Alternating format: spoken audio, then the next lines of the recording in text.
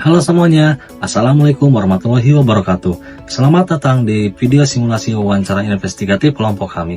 Kami dari kelompok 1, Universitas Pertiwi Kampus Cikarang, dengan anggota saya sendiri Ari Haryanto dengan NIM 23110007 dan juga rekan saya Sulistiawati dengan NIM 22110024. Kami berdua akan mensimulasikan video wawancara investigatif terkait dengan kasus korupsi dan juga fraud pada PT Timah Tbk, di mana video ini merupakan pemenuhan tugas UTS berbasis project mata kuliah fraud dengan dosen pengampu Ibu Emi Setiawati Melati Putri SEMAK. Baik teman-teman, jadi kami berdua akan mensimulasikan sebuah wawancara investigatif dengan pendekatan metode PIS ya, terkait dengan kasus korupsi dan juga fraud yang terjadi pada PT Timah Tbk. Di mana dalam simulasi video ini akan diperankan peranan sebagai pewawancara dan juga terwawancara. Untuk peran pewawancara, dalam hal ini penyidik ataupun investigator akan diperankan oleh saudari Sulistiawati, sedangkan untuk peran terwawancaranya, dalam hal ini saudara Harvey Muiz akan diperankan oleh saya sendiri. Baik teman-teman, simak terus video ini sampai dengan selesai untuk mengetahui bagaimana gambaran simulasi video wawancara ini terjadi secara utuh.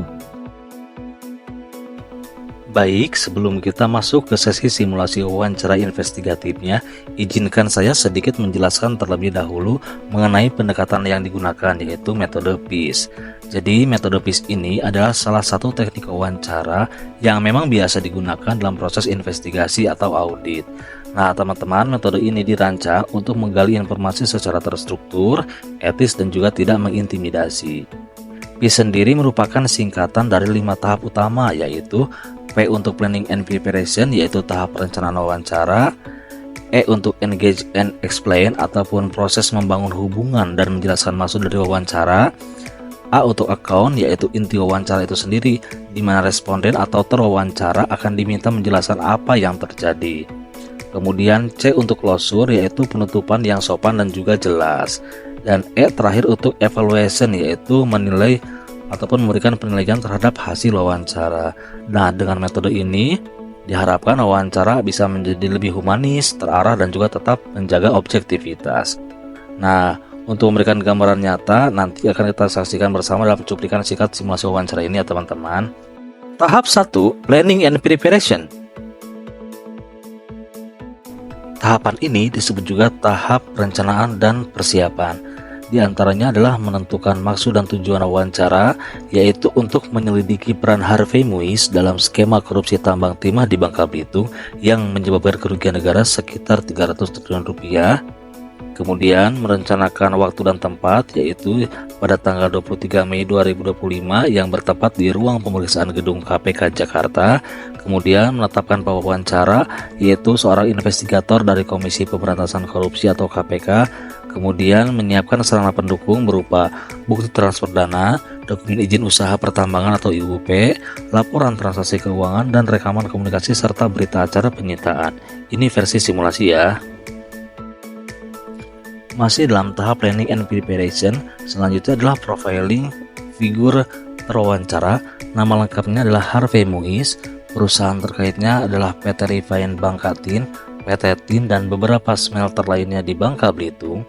Kemudian peranannya dalam kasus ini adalah sebagai perantara dalam pengurusan izin usaha pertambangan atau IUP dan ekspor timah ilegal, diduga juga sebagai penghubung antara perusahaan tambang swasta dan pejabat pemerintah daerah. Modus operandi yang dilakukannya adalah yang pertama, menjalin kerjasama dengan oknum pejabat dinas ESDM di Bangka Belitung untuk mendapatkan izin operasi tambang secara ilegal. Yang kedua, mengatur jalur distribusi timah dari tambang ke smelter ilegal. Kemudian yang ketiga, menerima keuntungan pribadi dari transaksi ekspor melalui perusahaan boneka atau atas nama orang lain. Kerugian negara diduga turut menyebabkan kerugian negara hingga 300 triliun rupiah akibat manipulasi produksi dan ekspor timah ilegal sejak 2015 sampai dengan tahun 2022. Bukti awalnya ada transfer dana mencurigakan dalam jumlah besar ke rekening pribadi dan afiliasi. Ada juga dokumen komunikasi via email dan WhatsApp. Kemudian kepemilikan aset yang tidak sebanding dengan penghasilannya yang sah. Kemudian ada juga bukti kerjasama dengan pejabat dan pihak swasta lainnya. Itulah profil dari para terwawancara. Tahap kedua, Engage and Explain. Beberapa proses yang dilakukan dalam tahapan engage in ice plan ini diantaranya adalah yang pertama pendekatan awal, di mana pewawancara memperkenalkan diri dan kemudian berusaha untuk membangun suasana netral dan terbuka demi terciptanya suasana wawancara yang kondusif. Kemudian penjelasan tujuan wawancara untuk menelusuri keterlibatan Harvey Muiz dalam alur distribusi dan juga penjualan timah ilegal. Kemudian yang ketiga, penjelasan hak-hak terlapor atau terwawancara, di mana Harvey diberitahu haknya untuk didampingi pengacara untuk tidak menjawab pertanyaan yang dirasa memberatkannya. Kemudian selanjutnya pengisian formulir baku, diberikan formulir kehadiran, pengakuan hak dan juga persetujuan sesi wawancaranya ini direkam gitu ya. Yang terakhir adalah pengamatan profil terlapor. Jadi bahasa tubuh, kontak mata dan juga pola respon dari terwawancara ini diamati oleh pewawancara untuk mendeteksi ketidaksesuaian informasi. Tahap 3, account atau pertanyaan. Ya, oke, jadi dalam tahap account ataupun pertanyaan, kami telah menyiapkan beberapa pertanyaan dengan formula 5W plus 1H, yaitu W yang pertama itu what, akan mempertanyakan apa peran saudara. W yang kedua who, mempertanyakan siapa saja yang terlibat dalam kasus tersebut. W yang ketiga why, akan bertanya mengapa saudara memilih pihak tersebut, dalam hal ini pihak-pihak mitra bisnis yang direkomendasikan. Kemudian W yang keempat when, akan bertanya kepada terwawancara kapan saudara mulai terlibat. W yang kelimanya where, akan bertanya di mana prosesnya dijalankan. Dan yang terakhir adalah how, bagaimana skema ini bekerja. Baik teman-teman, untuk lebih jelasnya lagi mari kita saksikan cuplikan simulasi wawancara berikut ini. Selamat siang Pak Harvey. Selamat siang Ibu. Sebelumnya perkenalkan Pak Harvey, saya Sulistia dari tim auditor investigasi. Pak Harvey, pada kesempatan kali ini kami akan melakukan klarifikasi atas sejumlah temuan yang telah kami lakukan terkait kasus yang diduga ada keterlibatan saudara di dalamnya. Nah, tujuan kami ini murni Pak Harvey untuk mengungkap kebenaran. Jadi oleh karena itu, kami mohon bantuan dan kerjasama saudara. Apakah saudara bersedia? Ya, baik Ibu, tentu ya saya akan bantu sebisa dan semampu saya. Baik saudara Harvey, langsung ke pertanyaan pertama. Jadi begini, berdasarkan data dan dokumen yang telah kami telah sebelumnya, di sini saudara Harvey itu tercatat sebagai pihak yang menghubungkan PT Timah dengan beberapa perusahaan mitra lainnya seperti CVVIP dan di sini juga tercatat PT SBS. Jadi, dapatkah saudara ini menjelaskan peran konkret saudara dalam kerjasama tersebut? Baik. Jadi di sini peran saya ini hanya sebatas membantu dan juga memperkenalkan ya pihak-pihak yang saya kenal kepada manajemen PT Timah. Dan di sini juga posisinya saya bukan merupakan bagian ataupun dari struktur perusahaan gitu ya yang saya kenalkan tersebut.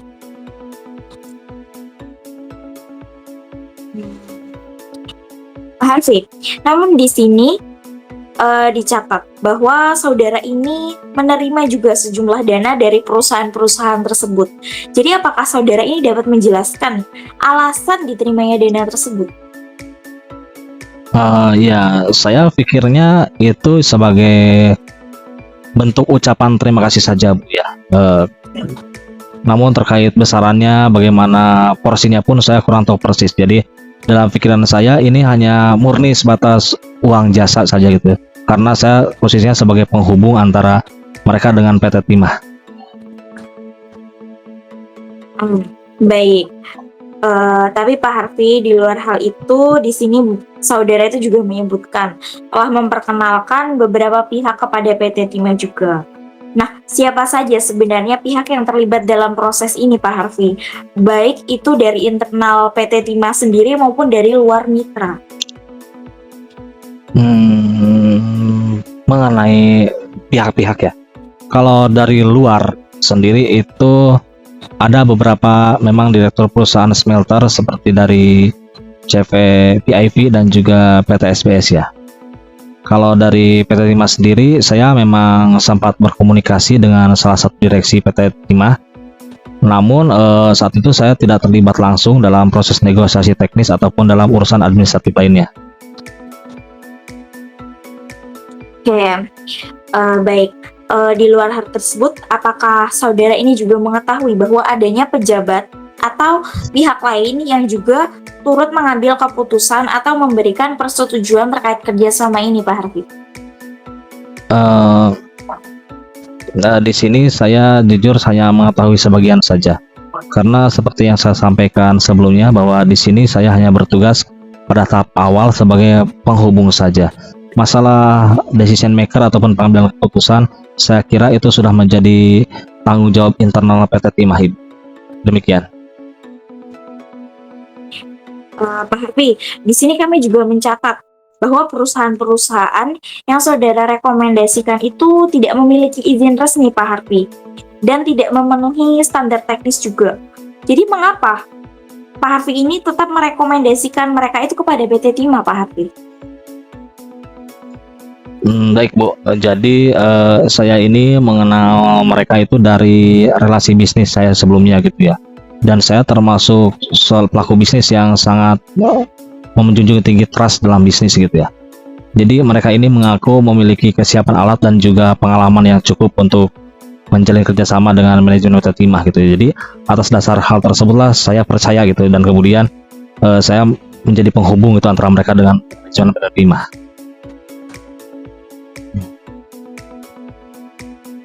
Oke, Pak Harfi, apakah saudaranya juga tidak mempertimbangkan potensi resiko hukum?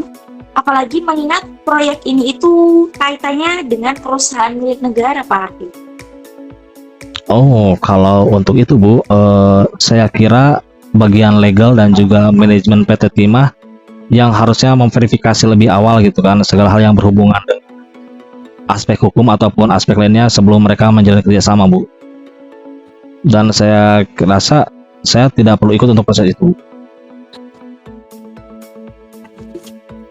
Baik, tapi di sini menurut hasil pelacakan transaksi, Pak Harfi, ternyata di sini ditemukan bahwa ada aliran dana ke rekening saudara yang di sini tercatat dimulai sejak tahun 2018 dan berlangsung hingga tahun 2021, yang jika diingat itu merupakan rentang waktu yang cukup lama, Pak Harfi.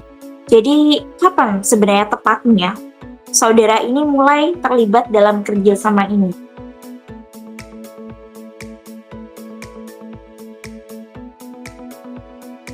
Iya, seingat saya itu sepertinya itu sekitar pertengahan tahun 2018 Bu.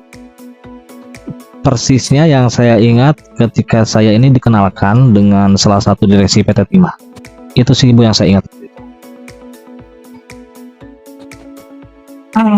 Baik-baik. Tapi sejak saat itu, apakah saudara ini sudah aktif mengikuti proses negosiasi kerjasama tersebut? Tidak semuanya Bu, tidak semuanya saya terlibat. Maksudnya peran saya ini kadang hanya sebagai membantu komunikasi di awal saja, itu pun jika diminta. Oke, baik. Di luar hal tersebut, Pak Harfi, di sini juga ditemukan berdasarkan catatan, ternyata banyak pertemuan yang dilakukan oleh pihak Bapak itu secara informal. Terutama ini di sini disebutkan di Jakarta. Dan itu bukan di kantor resmi PT Timah sendiri. Jadi, di mana biasanya saudara ini mengatur pertemuan dan komunikasi? Iya, memang sebagian besar di Jakarta ya itu benar adanya Bu ya. Karena menurut saya kemudahan akses di kota ini membuat saya merasa lebih nyaman gitu ya untuk bisa bertemu di luar kantor dan yang sesuatu yang sifatnya hanya informal saja gitu Bu. Jadi menurut saya lebih baik di luar kantor saja. Oke, terkait penjelasan yang diberikan itu saya juga ada pertanyaan lain, Pak Harfi. Mengapa tidak dilakukan secara resmi, Pak Harfi, pertemuan tersebut, atau mungkin dalam rapat yang tentunya terdokumentasi? Di sini kan posisinya saya bukan pegawai ya Bu ya, maksudnya bukan pegawai yang resmi dari PT Timah maupun dari perusahaan-perusahaan yang saya rekomendasikan. Jadi saya pikir lebih baik di jalur informal saja gitu. Demikian sih Bu. Baik Pak Harfi. Terlepas dari hal-hal yang sebelumnya saya sebutkan tadi, dari penelusuran lain Pak Harfi, ternyata di sini ditemukan adanya dana dari perusahaan mitra itu juga mengalir ke rekening saudara. Lalu sebagian di sini tercatat digunakan untuk pembelian aset pribadi Pak Harfi. Jadi bagaimana sebenarnya skema kerja saat ini? Skema kerja, setahu saya setelah kerjasama mereka itu disetujui dengan manajemen PT Timah ya, mereka itu biasanya mengirim fee kepada saya. Tapi juga saya tidak tahu ya dari mana asal dana tersebut dan bagaimana proses mereka mendapatkan proyek-proyek tersebut. Itu semua di luar kuasa saja, dan saya di sini posisinya hanya murni sebagai perantara saja. Baik-baik. Namun Pak Harfi, di sini juga ditemukan bahwa sebagian besar kontrak itu ternyata fiktif. Tidak ada pengadaan maupun aktivitas pengolahan timah ternyata. Jadi apakah saudara itu menyadari hal tersebut? Oh, untuk hal tersebut mohon maaf Ibu, saya tidak tahu sejauh itu ya. Karena saya kira semuanya berjalan normal apa adanya dan gimana seharusnya saja gitu. Jadi ketika mereka memutuskan menjalin kerjasama ya, dalam pikiran saya semuanya berjalan normal, semua berjalan seperti bagaimana seharusnya, seperti itu. Oke, baik Saudara Harfi, sebelumnya terima kasih atas penjelasan dan informasi yang telah diberikan kepada pihak kami. Tentunya informasi ini nantinya juga akan kami cocokkan dengan dokumen-dokumen bukti lain dan tentunya kesaksian dari pihak lain Pak Harfi. Nah, di luar itu kami juga berharap dari pihak Pak Harfi ini bersedia untuk bekerja sama dengan proses penyidikan lanjutan Pak Harfi. Baik Ibu, saya siap bekerja sama sepanjang pada fakta yang saya ketahui. Tahap klosur dan evaluasi. Review hasil wawancara. Wawancara investigatif dengan Harvey Moise telah memberikan gambaran awal mengenai peran dan keterlibatannya dalam skandal korupsi yang terjadi di PT Timah. Harvey mengaku berperan sebagai perantara antara PT Timah dan beberapa perusahaan mitra dengan alasan hubungan relasi bisnis sebelumnya. Ia mengklaim tidak mengetahui secara mendalam operasional proyek maupun keabsahan kontrak yang dijalankan. Meski demikian, temuan investigatif menunjukkan adanya aliran dana yang signifikan ke rekening pribadi Harvey yang kemudian digunakan untuk pembelian aset pribadi serta keterlibatan perusahaan-perusahaan tanpa izin resmi. Nah, dari keterangan ataupun review tadi dapat disimpulkan bahwa Harvey terlibat dalam proses awal penghubungan, namun berdalih tidak memiliki kontrol atas proses verifikasi dan eksekusi kerjasama. 2. Ada kemungkinan besar bahwa peran perantara ini dimanfaatkan sebagai modus untuk menyamarkan gratifikasi dan tindak pidana pencucian uang.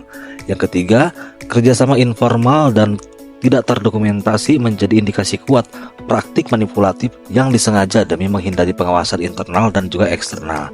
Nah, dengan demikian, simulasi wawancara ini menutup satu bagian penting dalam pengumpulan bukti yang akan digunakan untuk menguatkan dugaan adanya penyalahgunaan wewenang, gratifikasi, dan potensi kerugian negara akibat proyek fiktif di sektor pertambangan milik BUMN. Baiklah, sebagai tahap akhir dari pendekatan metode PIS yang dipergunakan dalam simulasi wawancara investigatif ini, yaitu adalah tahap evaluasi. Dalam hal ini akan disampaikan terlebih dahulu mengenai evaluasi peran tersangka dalam kasus ini. Yang pertama, aktivitas penghubung yang dilakukan oleh Harvey tidak hanya pasif, melainkan aktif memfasilitasi perusahaan-perusahaan yang tidak memenuhi persyaratan teknis dan juga legal. Yang kedua, ia menerima dana dalam jumlah besar dari pihak-pihak yang dihubungkan tanpa kejelasan kontraktual atau tanggung jawab formal. Kemudian yang kedua, evaluasi keabsahan proyek. 1. Beberapa perusahaan yang disebutkan ternyata menjalankan proyek fiktif dan tidak memiliki kegiatan real terkait pengolahan timah. Kedua, alur dana dan dokumen kontrak menunjukkan adanya skema penggelapan dan penyamaran aliran uang ilegal ataupun disebut dengan istilah money laundering. Selanjutnya, evaluasi mengenai keterangan yang diberikan oleh terwawancara. Yang pertama, banyak jawaban bersifat defensif dan cenderung mengalihkan tanggung jawab kepada pihak internal PT Timah. Kemudian yang kedua, keterangan yang diberikan tidak konsisten dengan bukti transaksi dan data audit forensik yang telah dikumpulkan. Lalu, adapun implikasi hukum dari kasus ini adalah yang pertama, adanya potensi pelanggaran terhadap Undang-Undang Tindak Pidana Korupsi terkait gratifikasi dan kerugian keuangan negara. Yang kedua, tindakan Harvey bisa dikualifikasikan sebagai bagian dari tindak pidana korupsi dan pencucian uang. Kemudian yang terakhir, analisis fraudulent. Nah, jadi berdasarkan hasil simulasi wawancara investigatif terhadap Harvey Muiz, berikut ini adalah hasil analisa kami terhadap peranannya dalam kasus PT Timah dengan menggunakan model fraudulent. Yang pertama, elemen pressure ataupun tekanan. Jadi Harvey ini kemungkinan menghadapi tekanan ataupun kebutuhan finansial tertentu. Contohnya karena memiliki pasangan sebagai seorang selebritis, atau juga dia melihat adanya peluang untuk mendapatkan keuntungan pribadi dari relasi bisnisnya. Elemen yang kedua adalah opportunity ataupun kesempatan. Nah, lemahnya pengendalian internal pada PT Timah tentu bisa menjadi kesempatan ataupun celah bagi Harvey Muiz untuk memanfaatkan situasi demi kepentingan dirinya sendiri. Ya. Kemudian yang ketiga, rasionalisasi. Nah, di sini Harvey Muiz ini berusaha untuk membenarkan tindakannya dengan alasan hanya sebatas membantu mengenalkan saja.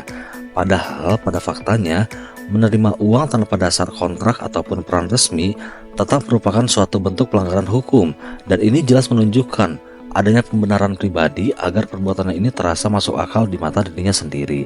Dan yang terakhir adalah elemen capability ataupun kapabilitas. Nah, dalam pandangan kami, Harvey ini memiliki kemampuan untuk menjalankan peranannya secara efektif, mulai dari koneksi yang dia miliki, caranya berkomunikasi, hingga pengaruh terhadap orang-orang yang mungkin dianggap sebagai kunci. Nah, demikianlah analisis kami mengenai peranan Harvey Muiz dalam kasus PT Timah dengan menggunakan model fraudulent.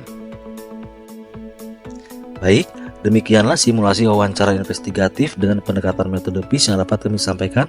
Terima kasih atas waktu dan juga perhatiannya. Semoga video simulasi ini menjadi awal menuju pemahaman yang lebih utuh, menambah wawasan dan juga menginspirasi kita semua. Salam integritas. Akhir kata, wassalamualaikum warahmatullahi wabarakatuh.